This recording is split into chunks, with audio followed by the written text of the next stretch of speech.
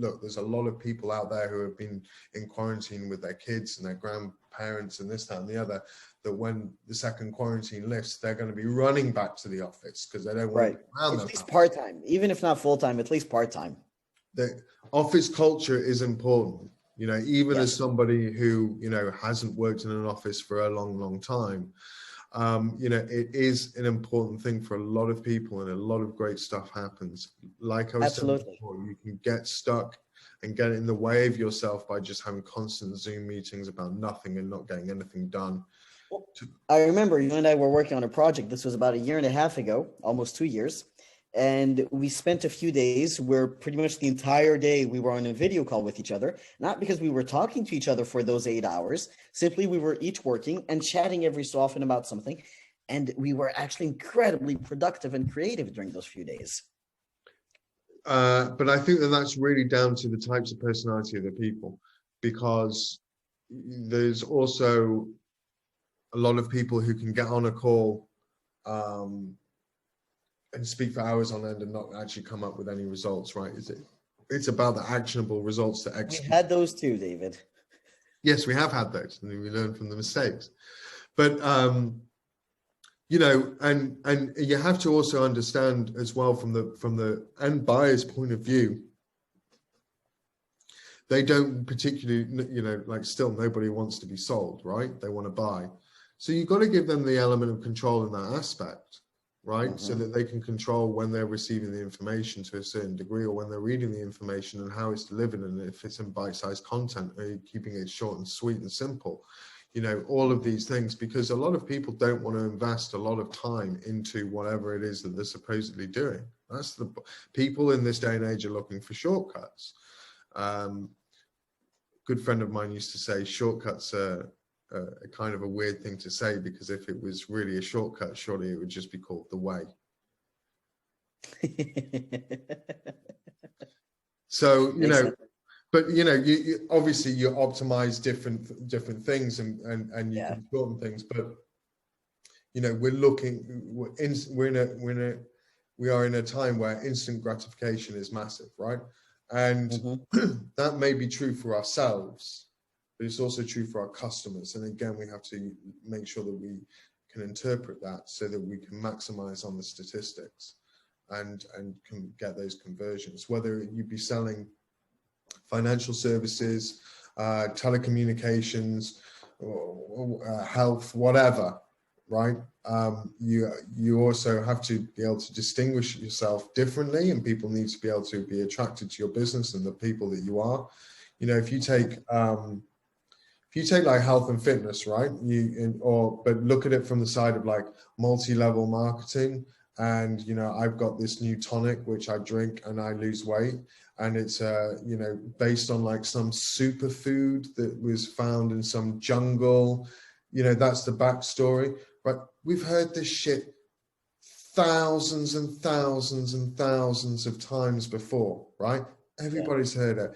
Oh, and I can sign up as to be a distributor. Wow, that's fantastic. Right. How surprising. We've heard it a million times. Now, there's still going to be people that are going to sign up, of course, and there's still going to be people that are going to buy it and drink it and maybe even get results. But at the same time, the rest of the world has progressed.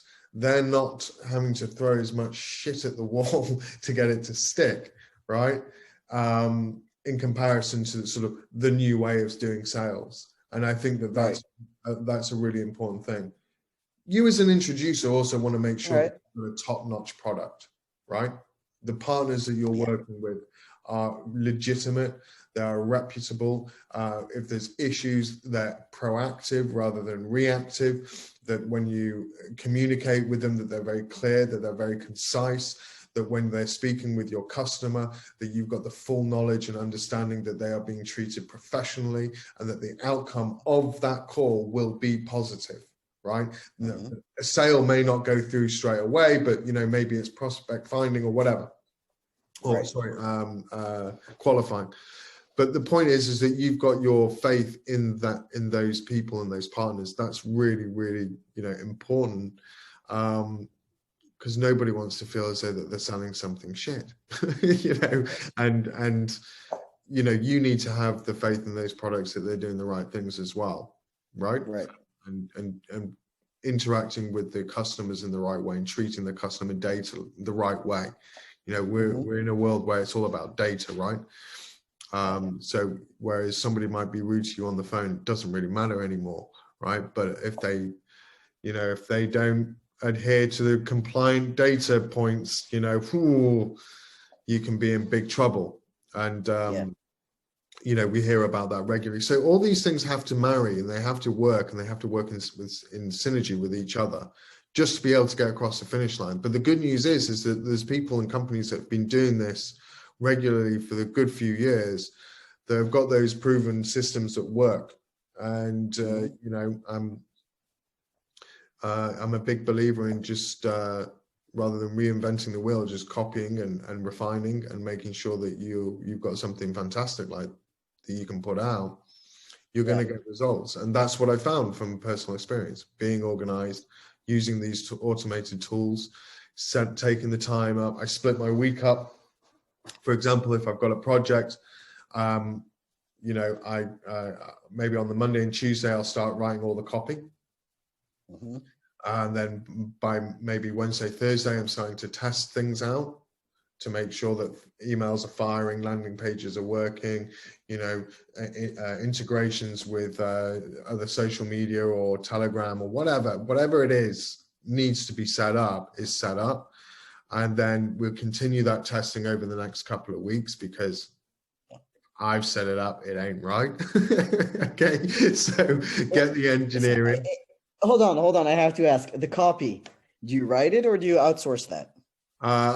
It depends on the project, honestly, because there's also, you know, other industries which, believe it or not, I am not a guru in, right? No, it's true. So I will. David, I'm disappointed. Align myself with the council of people within that industry that I've got, because I believe that's very important, and I'll start to talk to them about it, and then we will normally, through my influence, figure it out together. Rather than them telling me what to do, right? But if it's basics, you know, sort of sales copy that's following the same sort of themes that I've got with most of the products, then it's relatively easy. I'm assuming you do spell check considering dyslexia, but I do. I have other people read it. I have Grammarly, and I still fuck it up. So there is. No, I'm asking all of this because remember, you're saying, you know, that there's an email funnel, right? Yeah, no, absolutely. As a dyslexic, I make sure that it's everything. That's why I'm asking the hard questions and the impolite ones too. No. I mean, know what your skills are, right? My skills are not in traditional writing, right? As in the stuff that I say, the way that I say it, translate that onto a page is going to look different. And then throw in a sprinkle of dyslexia, it's going to become unreadable. Right? So, you know, I got to make sure that, and that's, you know, part of the system is in place is to make sure that you are putting that message out, which is, you know, you know, something that works. Yeah, and look, you know, we're in a position, or at the moment where, you know, people will forgive you if you have spelling mistakes. But if you come across as an idiot with spelling mistakes, you ain't ever going to get business, right? So you got to make sure that you've got that. And often, you know, what you say in your head sounds fantastic, but when you put it down on paper, it's 6 pages too long and you're boring yourself, right? So you don't want it to do like a monologue like I'm doing now. But it's an interesting monologue. Yeah, but if I wrote it down, it'd be boring as shit. So it would be, you know, that's what it's about, is making sure that you're having maximum impact with every message.